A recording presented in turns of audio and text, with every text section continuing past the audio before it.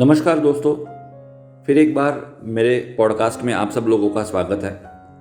मुझे नहीं पता चल रहा है ऐसा क्यों हो रहा है, लेकिन इस तरह की घटनाएं हो रही है जो मैं बार बार आपको बता रहा हूँ, जो मुझे मजबूर कर रही है कि मैं मोदी जी, आरएसएस और बीजेपी को क्रिटिसाइज करूँ।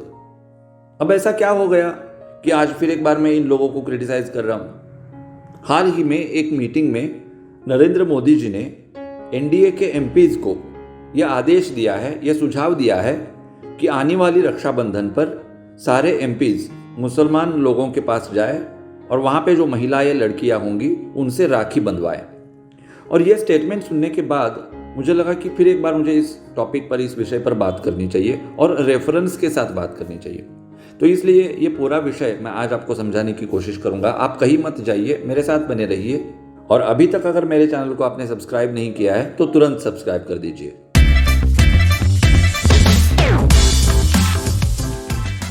तो जैसे मैंने आपको बताया, ओडिशा और उस साइड झारखंड और बंगाल के कुछ एमपीज जो है एनडीए के एमपीज, तो वो एनडीए के जो सांसद है उन सांसदों के साथ मोदी जी डिस्कस कर रहे थे, सलाह मशवरा कर रहे थे। और ये करते हुए उन्होंने बता दिया कि जो एनडीए के सांसद है, जो एनडीए के एमपीज है, उन एमपीज को जाना चाहिए कहाँ पर? मुस्लिमों के घरों में। और मुस्लिमों के घरों में जाने के बाद उनको वहाँ पे जो महिलाएं होंगी, लड़कियां होंगी, उनसे आग्रह करना है कि आप हमें राखी बांधिए, आइए आप हमें राखी बांधिए, प्लीज़ आइए आप हमें राखी बांधिए। ऐसे उनको रिक्वेस्ट करना है। रिक्वेस्ट करने के बाद वो आपको राखी बांधेंगे, फिर राखी बांध लेकर आपको आना है। ऐसा करने से क्या होगा? तो देश में भाईचारा बढ़ेगा। एक किसका विचार है? Narendra Modi, the great Narendra Modi. ये वही नरेंद्र मोदी है जिन्होंने टोपी पहनने से इनकार किया। 2012 में गुजरात विधानसभा चुनाव होने थे और एक तरह से ये चुनावी बिगुल भी था, लेकिन सद्भावना मिशन के मंच से ही बड़ा विवाद उठ गया जब नरेंद्र मोदी ने एक मौलाना की दी हुई टोपी पहनने से इनकार कर दिया। मैं अपीजमेंट पॉलिटिक्स का विरोधी हूं। ये जो अपीजमेंट के सिंबल है उसको मैं कभी फॉलो नहीं करूंगा। मोदी जी ने ये टोपी न पहन के वो सीधा सीधा ये संदेश देने की कोशिश की कि अब इस देश में तुष्टीकरण की राजनीति को ज्यादा आगे नहीं बढ़ाया जा सकता है। जिन्होंने टोपी पहनने से इनकार किया था, ये वही नरेंद्र मोदी है जिनको भारत देश में हिंदुओं का सबसे ज्यादा समर्थन इसलिए मिला था क्योंकि वो एक प्रखर नेता है जो नपीतुली बात नहीं करते, डायरेक्ट बात करते हैं। ये वही नरेंद्र मोदी है जिनकी हम तारीफ इसलिए करते हैं क्योंकि इन्होंने सर्जिकल स्ट्राइक किया था।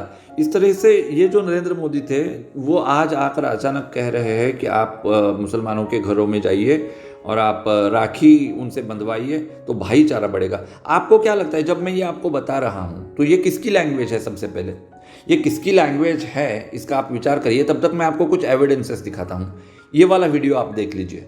पीएम मोदी ने एनडीए सांसदों को रक्षाबंधन के दौरान मुस्लिम महिलाओं से मिलने के लिए कहा है।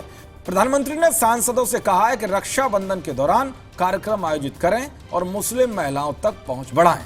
यानी कि मुस्लिम महिलाओं को 3 तलाक के दर्द से छुटकारा दिलाने वाले पीएम मोदी ने अब एनडीए के नेताओं को सीधे उनसे जुड़ने का मंत्र दिया है। जानकारी के मुताबिक पीएम मोदी ने एक दिन पहले ही पश्चिम बंगाल, ओडिशा और झारखंड के एनडीए सांसदों के साथ हुई मीटिंग में ये बातें कही हैं। आपको लग सकता है कि मैं मेरे मन की बात बता रहा हूँ, ऐसा नहीं होना चाहिए, इसलिए मैंने आपको ये वीडियो दिखाया। अब कुछ मैं आपको फोटोग्राफ्स दिखा रहा हूँ आपके स्क्रीन के ऊपर। देखिए, सबसे पहला जो फोटोग्राफ ये इंडियन टुडे ने पब्लिश किया था कि नरेंद्र मोदी ने किस तरह से अपील करी है उस न्यूज़ के बारे में। उसके बाद ये दूसरा मैं आपको दिखा रहा हूँ द हिंदू का। ये सबसे पहले द हिंदू का न्यूज़ लिंक आप देख लीजिए, यहाँ पर वो बता रहे हैं। और उसके बाद उन्होंने बाकायदा ट्वीट भी किया। बहुत खुशी हुई होगी द हिंदू को, तो उन्होंने ट्वीट भी कर दिया। ये ट्वीट भी आप देख लीजिए। तो मैं आपको पूरे एविडेंसेस दे के बता रहा हूँ कि किस तरह से मोदी जी ने अपील किया है हिंदुओं को या फिर हिंदू सांसदों को या फिर एनडीए के सांसदों को कि वो मुस्लिम लोगों के पास जाए और उनसे राखी बंधवाए। अब मैंने आपसे सवाल ये किया था कि ये किसकी लैंग्वेज आपको लग रही है? तो ऑफकोर्स ये गांधी जी की लैंग्वेज लगती है। जो मोहनदास करमचंद गांधी हमारे देश में हो चुके हैं, ये उनकी लैंग्वेज लगती है। वो मोहनदास करमचंद गांधी जो थे ना, वो इसी तरह के फरमान जो है वो जारी करते थे और उनकी ये हमेशा कोशिश हुआ करती थी कि मुसलमानों को अपना बताए, क्योंकि मुसलमान कभी अपना हो नहीं सकता। अब ये मैं इसलिए नहीं कह रहा कि मेरा उनके प्रति बहुत गुस्सा है, मैं घृणा करता हूँ, मेरे मन में बहुत एनिमोसिटी है इसलिए। No, it's a fact. अब ये फैक्ट मैं आपको इस्लामिक दृष्टिकोण से समझाता हूँ। इस्लामिक डिक्शनरी में 2 वर्ड्स आते हैं, एक दारुल हरब और एक दारुल इस्लाम। आपने कभी सोचने की कोशिश करी है क्या कि ये दारुल हरब क्या होता है, दारुल इस्लाम क्या होता है? दारुल हरब मतलब वो जगह जहाँ पर मुसलमान लोग रहते हैं लेकिन शासन किसी और का होता है, तो वो क्या होता है? दारुल हरब होता है। और दारुल इस्लाम क्या है? वहाँ पर लोग इस्लामिक तो रहते हैं, बाकी लोग भी रहते हैं, लेकिन शासन इस्लामिक होता है, शरिया का कायदा होता है, तो उसको आप क्या कहेंगे? दारुल इस्लाम। तो दुनिया में जितने भी मुसलमान हैं उनको बचपन से ये सिखाया जाता है कि हमारी पूरी ज़िंदगी जो है ना वो दुनिया को दारुल इस्लाम करने के लिए है, क्योंकि ये दीन का पैगाम है। अब अगर दीन का पैगाम है तो वो काम आपको करना पड़ेगा ना, इसलिए वो मादर वतन को मानते ही नहीं। इसीलिए अबू आज़मी ने हाल ही में कहा था ना कि हम वंदे मातरम नहीं कह सकते। वो बता रहे हैं उनकी दिक्कत क्या है, वो बता रहे हैं उनकी प्रॉब्लम क्या है। वो कभी भी मदरलैंड को सैल्यूट नहीं कर सकते क्योंकि वो उनके रिलीजन के खिलाफ है। अब आप कहते हो पहले राष्ट्र आता है उसके बाद मजहब आता है, लेकिन ये उनकी फिलॉसफी नहीं है। उनके लिए पहले मजहब आता है और उसके बाद राष्ट्र आता है। इसलिए सबसे पहले अगर कुछ करना है तो वो मजहब के लिए करना है। ये आइडियोलॉजी है, ये बेसिक आइडियोलॉजी है इस्लाम की। और बेसिक आइडियोलॉजी इस्लाम की क्या है? दारुल हरब एंड दारुल इस्लाम। दारुल हरब को कन्वर्ट करना है दारुल इस्लाम में। इसका सिंपल मीनिंग क्या हुआ? पूरी धरती जो है उसके ऊपर सिर्फ हरा झंडा होना चाहिए, सिर्फ इस्लामिक स्टेट होना चाहिए। और इसलिए आपके पास 2 ऑप्शंस होते हैं, एक तो आप इस्लाम को कबूल करो या फिर आपकी डेथ कन्फर्म है। तो इस तरह की अगर आइडियोलॉजी ही उनकी है, अभी ये सही है या गलत है उसके ऊपर मैं कोई कमेंट्री नहीं कर रहा। जो है, जो फैक्ट है वो फैक्ट जस्ट मैं आपको इंट्रोड्यूस कर रहा हूँ। अगर ऐसा है तो वो हमारे देश को क्यों मानेंगे? लेकिन तब जो कांग्रेस बनी थी, स्वातंत्र पूर्व काल में जो कांग्रेस बनी थी, उनको क्या चाहिए था? सिर्फ हिंदू लोग फ्रीडम का जो मूवमेंट था उसमें पार्टिसिपेट करे, ये उनको नहीं चाहिए था। क्योंकि अगर ऐसा होता तो कोई कॉम्प्लिकेशन क्रिएट ही नहीं होता, और अगर कॉम्प्लिकेशन क्रिएट नहीं होता तो भारत अखंड बच जाता। और इसलिए उन्होंने जानबूझकर, आज जैसे मोदी जी मुसलमानों के पीछे पड़े हैं ना कि आ जाओ आ जाओ आ जाओ, वो कहते हैं हम नहीं आएंगे नहीं आएंगे नहीं आएंगे, लेकिन फिर भी ये कहते हैं नहीं आ जाओ आ जाओ आज। जैसे वो नीतीश कुमार को एक बार चेयर पे बिठाने का वीडियो वायरल हुआ था, आपको याद होगा, तो वैसे खींच खींच के बुला बुला के उनको वहाँ यहाँ पर बिठाने की कोशिश मोदी जी कर रहे हैं। अब इसको और ज़्यादा मैं डिकोड करके आपको बताता हूँ कि इससे मेरे को दिक्कत क्या है। क्या मैं मुसलमान लोगों का द्वेष करता हूँ? क्या मैं उनसे मोहब्बत नहीं कर सकता? क्या मुझे उनसे तकलीफ़ है और इसलिए अगर मोदी जी मुसलमानों को कुछ कहते हैं तो मुझे बुरा? ऐसा नहीं है, मैं आपको क्लियर कट समझाता हूँ। आपको यहाँ पर और एक रेफरेंस में देना चाहूँगा, और ये रेफरेंस है बदरुद्दीन तैयब जी। बदरुद्दीन तैयब जी को मैं तैयब जी क्यों कह रहा हूँ, ऐसा सवाल आपके मन में आ सकता है। तो उनका सरनेम ही वैसा था, तैयब जी, ठीक है। तो ये जो तैयब जी थे ये कौन थे? ये नेशनल कांग्रेस जो है आज की, इसके 3rd प्रेसिडेंट थे। 3rd प्रेसिडेंट थे ये, ठीक है। और ये जब 3rd प्रेसिडेंट थे, आई थिंक 1887 की बात मैं आपको बता रहा हूँ, 1887 की बात। और 1887 में उनका एक कॉन्फ्रेंस कुछ हुआ था, सम्मेलन, वो कहाँ पे हुआ था? मद्रास में हुआ था। और मद्रास में तैयब जी कहते हैं कि जब ब्रिटिश भारत में आए तो भारत में इस्लामिक शासन था, और इसलिए जब वो जाएंगे तो वो मुसलमानों के साथ, मुसलमानों के पास जो सत्ता है वो सत्तांतर होना चाहिए और उसके बाद ब्रिटिश जा सकते हैं, हिंदुओं का यहाँ पर कुछ भी नहीं है। ये उनका एक ओपन स्टेटमेंट है, वो प्रेसिडेंशियल स्पीच में उन्होंने बताया था। आप इंटरनेट पर जाके सर्च करके पूरा R&D कर सकते हो और आप ये कंफर्म कर सकते हो मैं झूठ बोल रहा हूँ या सच बोल रहा हूँ। तो जब उन्होंने ये बताया, एक्चुअली तब तो पता चलना चाहिए था कांग्रेस को, लेकिन बेसिकली कांग्रेस को क्रिएट किसने किया था? कांग्रेस को क्रिएट किया था ब्रिटिश लोगों ने। और इसलिए ब्रिटिश लोग ये चाहते थे कि भारत देश जो है वो टुकड़ों में बंट जाए, और इसलिए उन्होंने ये सोच समझ कर रणनीति करी थी।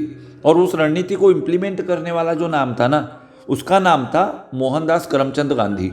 जैसे मैं बार बार आपको बताता हूँ, गांधी जी से मुझे बैर नहीं है। मुझे बैर किनसे है? मुगलों से है। मुझे बैर किनसे है? ब्रिटिशों से है। मुझे बैर किनसे है? उन लोगों से जिन्होंने भारतीयों के ऊपर अत्याचार किया है, जिन्होंने भारत को खंड खंड में तोड़ने की कोशिश करी है, उनसे तो मैं बैर ही करूँगा ना। लेकिन गांधी जी से मेरा कोई बैर नहीं है, लेकिन गांधी जी की जो आइडियोलॉजी थी ना, उसे मैं कभी एक्सेप्ट ही नहीं कर सकता। आप लोगों को कितने एग्जाम्पल्स दे के मैं बता सकता हूँ। इसका नतीजा क्या हुआ? मान लीजिए कि कांग्रेस ये कोशिश ही नहीं करती कि मुसलमान लोग उनसे जुड़े, तो मुसलमान लोग उनसे नहीं जुड़ते। मुसलमान लोग फ्रीडम के लिए कभी भी नहीं लड़ रहे थे, जो हमको दिखाया जाता है।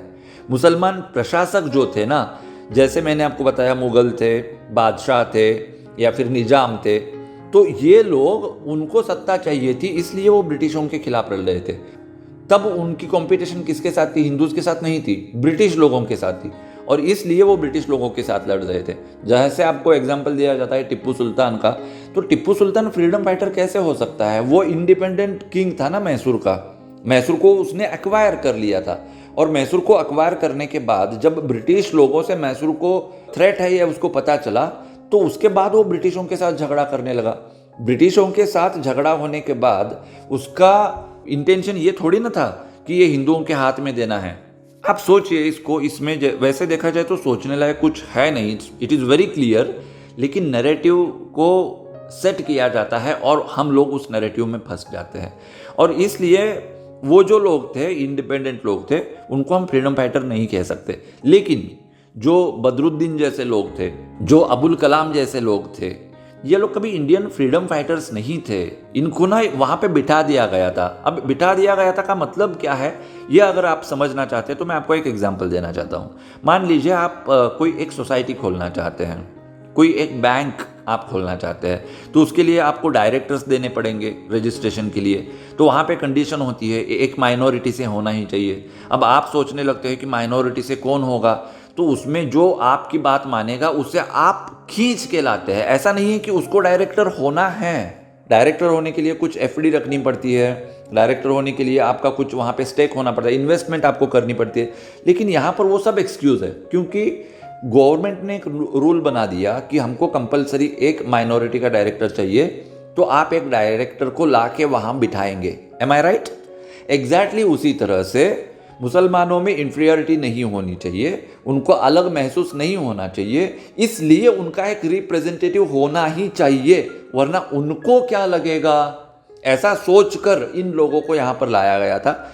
ये कोई फ्रीडम फाइटर्स थे ऐसा मैं नहीं कहूँगा, और अगर थे भी, कुछ लोग थे, ऐसा नहीं है कि पूरा का पूरा नहीं थे, कुछ लोग थे, लेकिन वो एक्सेप्शन थे। उनके नाम मुसलमान थे, लेकिन उनकी पूरी की पूरी आइडियोलॉजी हिंदू थी। वो कहते थे कि मुझे इसलिए बहुत बुरा लग रहा है क्योंकि मेरे रिलीजन में मैं एक बार मर जाऊंगा तो फिर से जन्म लेने की कंसेप्ट ही नहीं है। काश मैं भी हिंदू होता तो मैं कहता कि मैं पुनर्जन्म लेता और भारत माता की सेवा करता। ऐसे कहने वाले लोगों को आप मुसलमान तो नहीं कह सकते ना, सिर्फ इसलिए क्योंकि उनका नाम मुस्लिम है।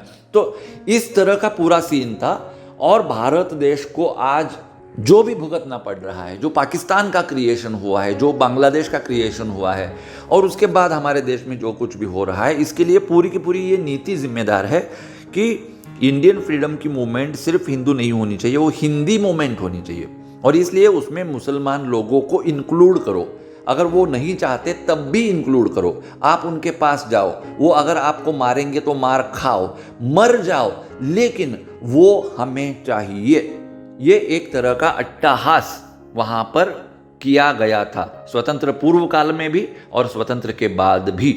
वही एग्जैक्टली नरेंद्र मोदी जी आज कर रहे हैं, वही एग्जैक्टली आरएसएस यानी राष्ट्रीय स्वयंसेवक संघ आज भी कर रहा है। अगर आप कहते हो राष्ट्रीय स्वयंसेवक संघ है, तो आपको मुस्लिम मंच किस लिए चाहिए? देखिए नाम भी कैसे रखा है। अगर आपको पता नहीं है तो मैं आपको बताना चाहता हूँ, मुसलमान लोग आरएसएस के साथ जुड़ना चाहते हैं तो उनके लिए स्पेशल मंच बनाया गया है, स्पेशल संगठन बनाया गया है, और उस संगठन का नाम है मुस्लिम राष्ट्रीय मंच। उसका नाम ये नहीं है राष्ट्रीय मुस्लिम मंच, उसका नाम ये है कि मुस्लिम राष्ट्रीय मंच। इंद्रेश कुछ है, वो उसके प्रेसिडेंट है, वो उल्टा सीधा बयान हमेशा देते रहते हैं। जब आरएसएस ने इसको बनाया, मतलब उसी पॉइंट को मेरे को ये अच्छा नहीं लगा था। देखिए जो हमारा हेजिटेशन था वही हमको ले डूबा है, और आज आप वही कर रहे हो। उनको बुरा लगेगा, इसलिए अगर आप किसी मंच का क्रिएशन कर रहे हो तो क्या ये अफेजमेंट नहीं है? तो क्या ये गांधी जी वाली नीति नहीं है? तो हमें दिक्कत क्या होती है, हमने जो पढ़ाई करी है ना राजनीति की, वो गांधी जी को गाली देकर कही है। गांधी जी को गाली हमने किस लिए दी? इसलिए दी क्योंकि उन्होंने देश के साथ अच्छा नहीं किया है। और वही अगर आरएसएस रिपीट कर रहा है और वही अगर मोदी जी रिपीट कर रहे हैं, मन की बात में बताते हैं कि महरम के बिना महिलाएं हज यात्रा पर जाके आती है। 4000 मुस्लिम महिलाएं हज को जाके आ चुकी है। प्रधानमंत्री ने सऊदी अरब सरकार को भी इसके लिए धन्यवाद दिया। इस बार काफी संख्या में ऐसे पत्र भी मिले हैं जो मन को बहुत ही संतोष देते हैं। ये चिट्ठी उन मुस्लिम महिलाओं ने लिखी है जो हाल ही में हज यात्रा करके आई है। उनकी ये यात्रा कई मायनों में बहुत खास है।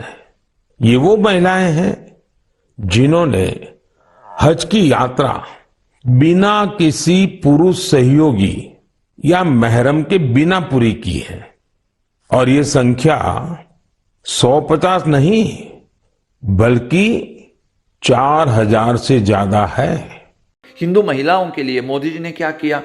अब ये सवाल मैं पूछूंगा तो वो उज्ज्वला का नाम बताएंगे। उज्ज्वला हिंदू के लिए नहीं था। उज्ज्वला सबका साथ और सबका विकास के तहत आता है। वो एक्सक्लूसिवली फॉर हिंदूज नहीं है। एक्सक्लूसिवली हिंदूज के लिए अगर इन्होंने क्या किया है तो वो ये किया कि आप जो हमारा टेम्पल है केरला का, वहाँ पे महिलाएं नहीं जा सकती। ये जो बैन था उसको हटाया और वहाँ पर महिलाएं अब जा सकती है। इतनी मेहरबानी इन्होंने करी है। तो इस तरह से अगर ये काम कर रहे हैं तो मैं इनको क्रिटिसाइज नहीं करूँ तो मैं क्या करूँ? अगर बीजेपी के लोग आज मेरे पॉडकास्ट को सुन रहे हैं, अगर आरएसएस के लोग आज मेरे पॉडकास्ट को सुन रहे हैं तो कृपया करके मेरे सवाल का जवाब दीजिए। ऐसा नहीं है कि मैं डायरेक्टली मुझे गुस्सा आ गया और मैं पॉडकास्ट बनाने लगा। सबसे पहले मैंने उनको रीच आउट करने की कोशिश करी है। सबसे पहले मैंने उनको कॉल करके मैसेज करके मेरा जो डाउट है उसको क्लियर करने की कोशिश करी है। जब वो अवेलेबल नहीं हुए, जब उन्होंने इग्नोर किया, जब उन्होंने अवॉइड किया तो मेरे पास कोई और ऑप्शन है नहीं। जब पाकिस्तान अलग हुआ था तब के लोग मजबूर थे, लेकिन आज हम मजबूर नहीं हैं और मेरे हाथ में जितने प्रयास है उतने प्रयास मैं करूंगा। ये ओवरऑल देखते हुए मुझे ऐसा लग रहा है कि हिस्ट्री को रिक्रिएट करने की कोशिश यहाँ पर हो रही है। इसके बाद अगर दूसरा पाकिस्तान बनता है तो वो मैं कतई नहीं होने दूंगा और इसलिए ये सारी जिद्दोजहद चल रही है। मैं उम्मीद करता हूँ कि आप मेरी बात को समझ पाए हैं और अगर आप मेरे बात को समझ पाए हैं तो आपके विचार कमेंट बॉक्स में ज़रूर रखिए और ज़्यादा से ज़्यादा लोगों तक मुझे पहुँचना है, उसके लिए मेरी मदद करिए। फिर आऊँगा मैं अगले पॉडकास्ट में आप लोगों से मुलाकात करने के लिए। तब तक आप लोग ख्याल रखिए खुद का, उनका भी ख्याल रखिए जिनसे आप मोहब्बत करते हैं। Love you all. जय हिंद, वंदे मातरम एंड नमस्ते।